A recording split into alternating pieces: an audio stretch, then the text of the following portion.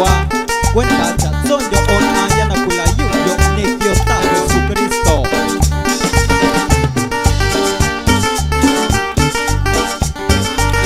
Candelio mama ko melesio nekio huko leo soberano.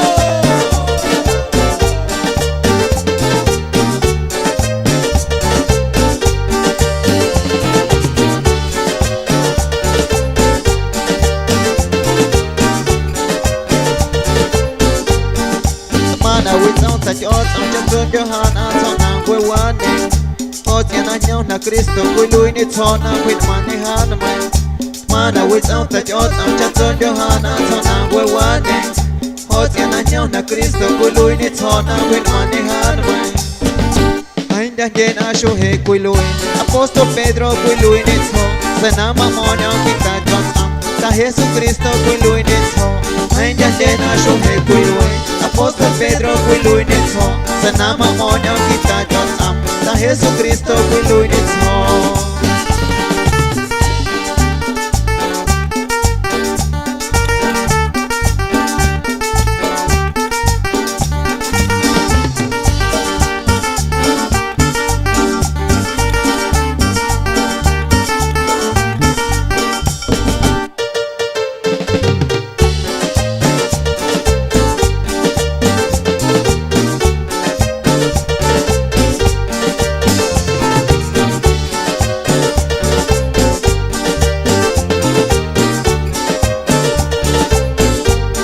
Matohu Apostol Pedro kana kanchoyo na mata Kristo.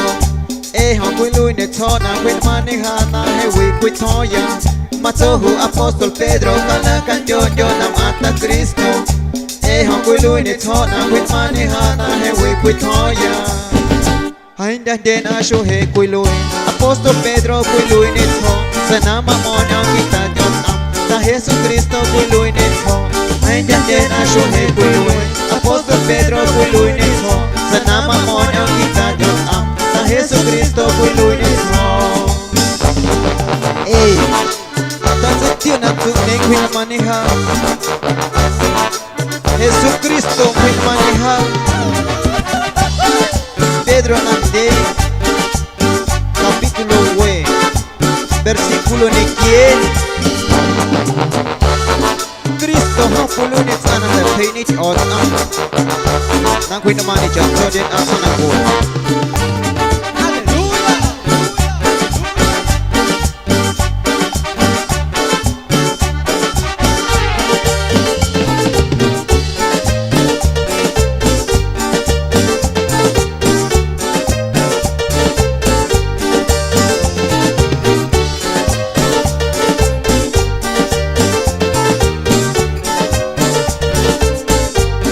Matohu Apostol Pedro kana kanchoyo na mata Kristo.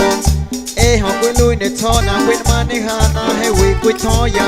Matohu Apostol Pedro kana kanchoyo na mata Kristo.